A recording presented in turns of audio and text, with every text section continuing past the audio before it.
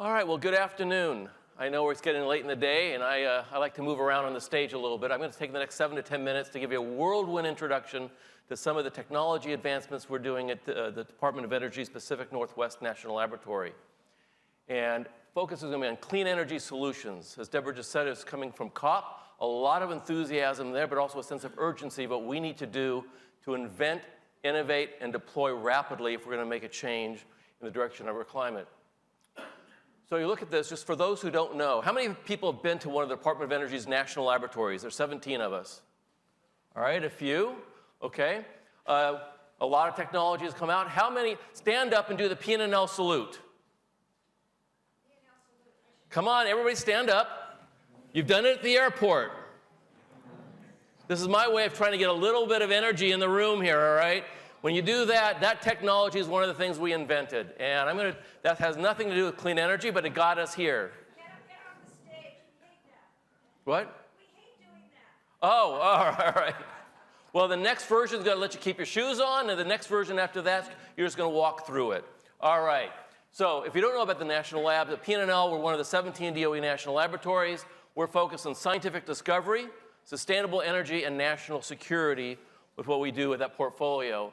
If we dive a little deeper, we have deep expertise in chemistry, earth sciences, data science, and biology. And we do that to advance those disciplines in Department of Energy mission areas. And in particular, we're focused on what we can do in decarbonization and energy storage as part of modernizing the grid. And that's what I'm going to dwell on in this conversation. We also do a lot of work in nuclear materials characterization and threat characterization. And this come together in many places, for example, the work we're doing to support our colleagues in Ukraine. If you look at this, we really do need to drive clean energy innovation if we're going to have any hope of decarbonizing our planet on a time scale that's necessary. And so I just want to go you through a few examples of what we're trying to do in that area. So first, one of the things we're doing, we're taking that chemistry expertise I mentioned, and we're working with industry. We're developing new catalysts that allow us to take waste carbon, in this particular example, from carbon monoxide from a steel plant, put in a little magic chemistry, and you end up with a biofuel that you can use in a jet aircraft. And one of the things we'll get to the discussion is it's not so easy just doing that. There's a lot of work because you have to get it FAA certified, and it was. And in fact, here, this is a flight was taken in 2018 from Orlando to London using that 50-50 mix. So that's one example of innovation from a chemistry lab through a certification process and partner with Boeing and LanzaJet to make this happen. We're also looking at what we do to modernize our electric grid because we want to incorporate more renewables in it. The grid's 100 years old. It wasn't designed for this. We're modernizing it while not taking it down. And so here we're looking at a big part of that is how we bring new controls into this. Distributed controls allow the grid to operate more effectively, closer to the margin, reduce capital expenditures. And a part of that, what you're seeing here, is the Electricity Infrastructure Operations Center at PNNL, where we bring in power utilities, work with them to develop new tools and capabilities to understand the situational awareness around the grid, how well it's actually working at any particular point in time, so we can forecast problems before they occur. Key part of incorporating those renewables is the fact that they're intermittent. We need to deploy grid-scale storage, and it has to be long-duration storage. And that's one of the earth shots. We'll be talking about that in a couple of days that the Department of Energy is looking at, and that's one of the announcements that was made yesterday at COP. What you're seeing here is one of our scientists, won the E.O. Lawrence Award, Jay Zhao, and she also leads the BAT 500 initiative looking at electric vehicle battery technology. So we're applying that chemistry materials expertise we have, along with machine learning, to go through millions of different combinations of chemistry to come up with the ones that work best. In the case of the grid, it's flow battery technology. We're not taking it just in the lab. We want to take it out. That's where the grid-scale launch pad is going to come into play. This is under construction right now. It'll be a place where we'll collaborate with academia on some of the basic research, but more important, with industry on testing out new prototypes so that we can then rapidly get it into the market. And so this is a place where industry can come in, test things up to the 100 kilowatt per hour level, and then prove out and move it to the market. So this will be opening in about a year at PNNL. Once we have all this working, you now have a modern, effective smart grid. You want to link it up with smart buildings. And so this is where we do something called Transactive Controls, where we can actually allow two-way communication between the grid and the loads within a building, as well as buildings across a campus. If you do this, you can lower your utility costs, in particular on our campus. We've, back up a second. We've deployed this ourselves and shown savings of about 20%. Now, this, again, is something we're able to do here in our own campus. This is our building operations center. We can monitor our water and energy usage. And that Voltron technology, something I spoke about at a previous council meeting, has now been deployed through an open source foundation, widely available, being adapted.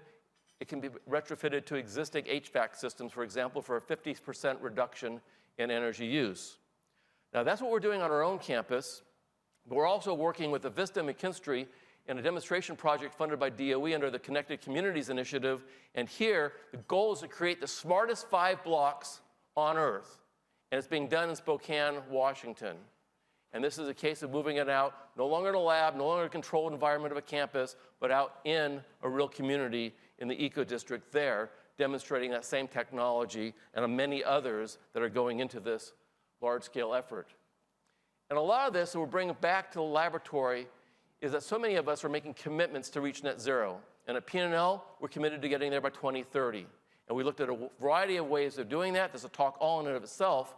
But it leverages many of those things that we're doing so we can turn our own laboratory into a living laboratory and demonstrate the utility of these technologies. And we are actually one of 4 laboratories that Secretary Granholm designated as pilots for her Net Zero Lab initiative, where 4 of us in very different regions are looking to go forward with demonstrating how we can do it in brownfield sites and guide the way for others. And in fact, just yesterday, where I was in COP, we talked about the progress that we've made in the last year since Glasgow on the Net Zero World Initiative, in which the Secretary has committed the help of the national labs to work with other countries in developing a roadmap for their own paths to net zero. So, the whole goal here, working together for a sustainable future, leveraging the power of technology and innovation. That's where competitiveness comes in, and I look forward now to our discussion. So how was that for a whirlwind tour of a lot of technologies? All right.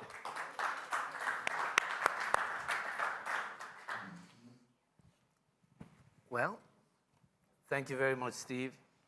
As I was listening to you, my whole appetite was just rising. Good. And 7 years ago, before I left the UN, one of the leading CEOs in the US, Fortune 500 company, he was asked, what will be the biggest break for energy systems globally? This is 7 years ago. He said storage. For you, what would it be over the next 5 years? Well, I wouldn't want to disagree with him, especially since we're building a big facility there. But so I had a few things I'd mention. One, I was asked a similar question at COP. And I do believe storage is a key. If we're looking at what we need to do with the grid, a key part of it is incorporating those intermittent renewables, and you have to firm them up. And that's where long-duration storage. The challenge there is long duration. And some people are aiming at 10 hours. We're thinking we have to go to 100 hours in order to make this useful. It gives you greater resiliency. It allows you to incorporate those renewables. That's a huge challenge to do it in an economically viable way. And it's manifesting itself differently. So I think that's a challenge. I think once you've done that, as I indicated here, the more we can incorporate smart technologies, information technologies, into the grid, so IT meets ET, energy technologies, the better off we're going to be because there's so much wasted in terms of how we operate things, and that gets to energy efficiency. And if you don't have to generate an electron, you don't have to, that's the cheapest electricity you can get. So I think those are a couple of things we're looking at as energy storage, is what we're doing with smart building technology, and it's going to be energy efficiency. From 10 hours to 100 hours, how soon do you think something like that might come to the market? Well, we're not at 10 hours yet, so I think in the Earthshot goal, the goal is to be able to get there within a few years. Progress is being made very rapidly, and the point is you're familiar with how long your cell phone batteries last, you're familiar with how long your electric vehicle lasts. Very different use case between those and then the grid. And so right now, what we're looking at is new chemistries that allow you to do the cycling much faster, hold the charge. So I can't give you an answer exactly when we're going to do it. It's not measured in months, but it's not measured in decades either. Grid flexibility to integrate more renewables is also a big area that is being discussed. You've heard from our friends in Greece, in Portugal, how much they've moved and they're dreaming of selling more renewable energy to Europe. How well along are you with your own initiative on grid flexibility and integrity to incorporate more renewables? Yeah, so we're quite far along. Here we partner with the National Renewable Energy Laboratory, which is based in Colorado. And we've been leading a grid modernization effort for the Department of Energy for several years now. And there's been tremendous progress in terms of deploying some of these technologies that allow the grid to be more flexible, more resilient, and more secure. And so all those things are necessary. We're able to, right now, depending on how you construct it, whether you're firming it up with nuclear or a battery, you're able to incorporate these renewables to the point where sometimes you can run 100% off of the renewables, and you've got the grid doing it. The key challenge is to be able to do this in a robust, reliable, and secure fashion. As we integrate more of these information technologies, it introduces vulnerabilities potentially into the grid, and there's a big part of what we're worried about as we do this. How do you decide what you research? Is it demand from government departments? Is it the private sector? So at the national laboratories, as Deborah mentioned, we have about $1.3 billion of expenditures last year. The way it works is sponsored, about 70% of our funding comes from the Department of Energy, about another 25% from other U.S. agencies, and only about 5% is coming from industry and other sources. So we're responding just like academia to RFPs. So an agency issues it, our scientists have to write a proposal, they get funded for a period of time, and if they don't keep funded, then we have a little bit of a problem there. A lot of people think that I get a check for $1.3 billion and I can do what I want with it. It's defined by the program manager as defined by Congress who appropriated the funds to do it. Now, having said that, we like to try to shape where those things are going, and one of the values of the national labs is we can work with the department to say, hey, this is where we think this field is going. Here's what we think a need is for the country. Let's create some programs there, and they work with us in that way collaboratively. Your last slide, you mentioned global collaboration, and I'm sure in COP, everybody was chasing you about that. And here, the idea here is to create collaboration and partnerships. Tell us a little bit about your international partnerships. Who do you collaborate with, and how can others collaborate with you? Okay, so depending on the area, we collaborate extensively. So in basic science, we're collaborating with academia and other research institutions all over the country and the world. So there it's just, if there's a mutual interest, we can form a collaboration in doing that. And we have students from around the world. We typically have about 1,500 undergraduate and graduate students at the lab any summer, and a good fraction of those are from abroad. If we're in the energy area, there's major companies like, I'm blanking out on the company's name. It's the French company, Framatome. In the nuclear area, there's companies we work with in Philips and others. In the energy space, as I said, we've worked with a number of companies in grid technologies that tend to be based here in Europe as well. In the national security spaces where we perhaps have the greatest interactions, their P&L staff work in about 200 countries every year, mostly in the nuclear security area. And I'm very proud to say that we've been working very hard both in energy and in nuclear security with our friends in Ukraine. One of the things we do there in energy security is cybersecurity for the grid, and also grid resiliency. So after the invasion of Crimea, we began working with Ukrenegro in Ukraine to enhance its grid resiliency. And in fact, they were at our laboratory the week before the invasion. We were preparing to desynchronize that grid from Russia to Europe. We were going to do that in the spring. We accelerated that after the invasion. That's one area which we work with, and we're talking to other countries to help them with greater grid resiliency. And then we work with a number of countries in the area of nuclear nonproliferation and nuclear security. Now, yes, how to do it? If you want to do it, you just contact us. We find an area for collaboration, and we can make things happen. You test new ideas, and typically a lot of ideas come forward, and there's all these stages they have to go through to get to markets. On average, I'm forcing you to give us a number now. What % of your inventions really get commercialized? A very small number. I thought so. Yeah. I've heard people talk about the Khyber Pass. Yeah. That is very difficult. There are many ideas, but very few get to that point of commercialization. Yes. So, so we put out about one record of invention every business day, so about 250 or so a year, and we earn about 2 patents a week, so about 100 patents a year on that. And you know, that's out of all that work being done. As in academia, you have a few big ones that hit, and so you generally get about 80% of your revenue stream off of maybe 20%, 2 or 3 big ones. It really, it's not a way of, there's not enough generation of revenue to sustain a laboratory. What it does do is increase your impact by getting things out in the market. And so we do that. We're looking at how we can license it. We're working with the administration to try to find ways in which we can be more effective at getting things out there to create jobs and wealth for Americans.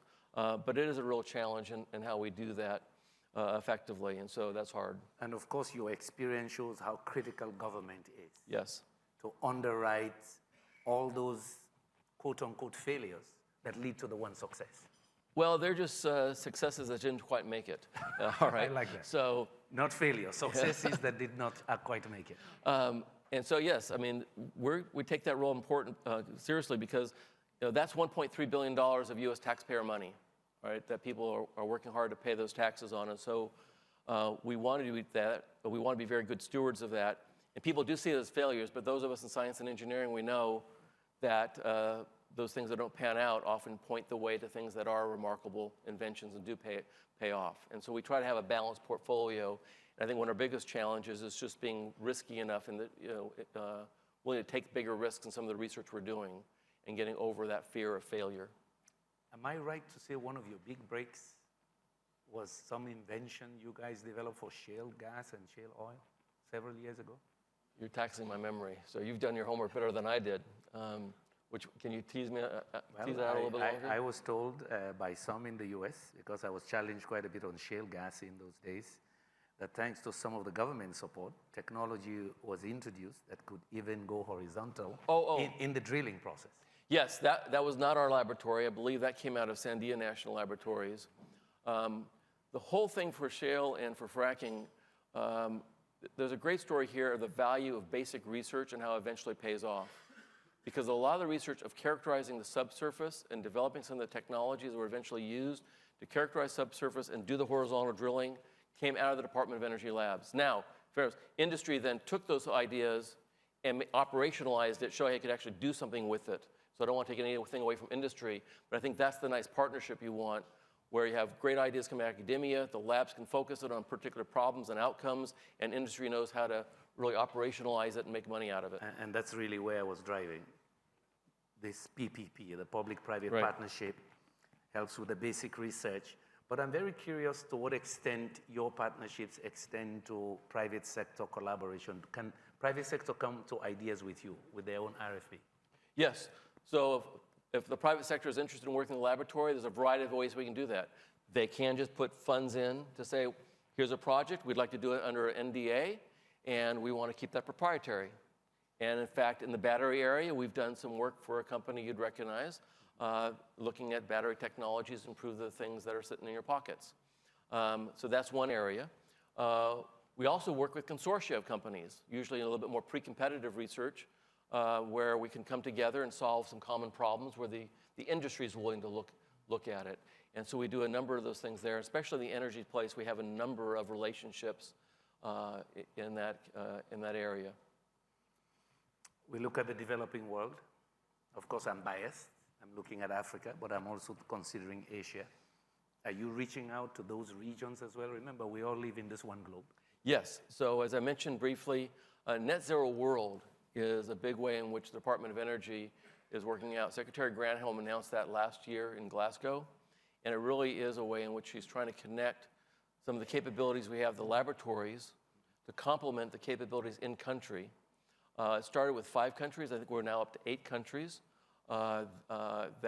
including from Africa, that are working together to do studies and understanding what is the roadmap to getting to net zero in that country. And once you understand it, then what are the technologies that are most ripe for deploying to get that out there? And those will be and those are done hand in hand, are people traveling to those countries together. So you take net zero planning for a country like India, 1.3, 1.4 billion people and all the complexities. Yeah, well, actually, I think you're taxing me in the countries, but I know Egypt's in that list. We've worked, Ukraine's in that list. I have to think whether India's in that list, but it's just growing. Singapore just joined. I lost my mic. Can you still hear me? Okay. All right. So there's a number of countries coming in that can ask and are invited. Oh, apparently not. Go ahead with the mic. All right. So we do work with a number of countries. I think there's 8 countries now, and I can't quite remember all of them, but I do know that there are, I think Nigeria may be one of them as well, but there's several across Africa and Asia that are involved in Net Zero World, and we're looking to expand that partnership. In fact, we just put out a report, our lab did, along with several other labs, looking at some of the first studies for, I think, 5 of the countries. If there are entities in here now that want to do collaboration with you, just give us an idea of some of the steps they may have to go through. A university in Greece, a company here that is innovative. What might be the steps? Well, it's very different for academia than industry. So for academia, it's fairly straightforward. You can send students to the laboratory, we can collaborate on that. Usually, you may have research funding, or if there's a project we want to work on together, there may be opportunity for us to partner in going after a grant together on something like that. And so there usually begins with a faculty member at a university, having a colleague at one of the national labs, say P&L, and then a joint problem we want to work on, and of course, graduate students are the one who do all the work. In the case of industry, it's having a common problem that we want to solve. Industry often say, we need some help with this. All right, we think the lab has some expertise. There, the challenge is to get over the impedance match between the speed at which industry often wants to work and sometimes what the lab does. We're faster than academia, but not as fast as industry would like us to go. So finding the right problem we can work on, and there's a number of mechanisms. In fact, the council has been instrumental in helping to improve and streamline some of those mechanisms to do that. If the country wants to keep the research proprietary, then we can do that. But we do, when we're working with industry, have to do it at full cost recovery. But there's ways we can do this. I'm sure Roberto will be happy that we had many questions in, but I still saved you 13 seconds. Let's thank our panelists. All right, thank you very much. Thank you, Steve.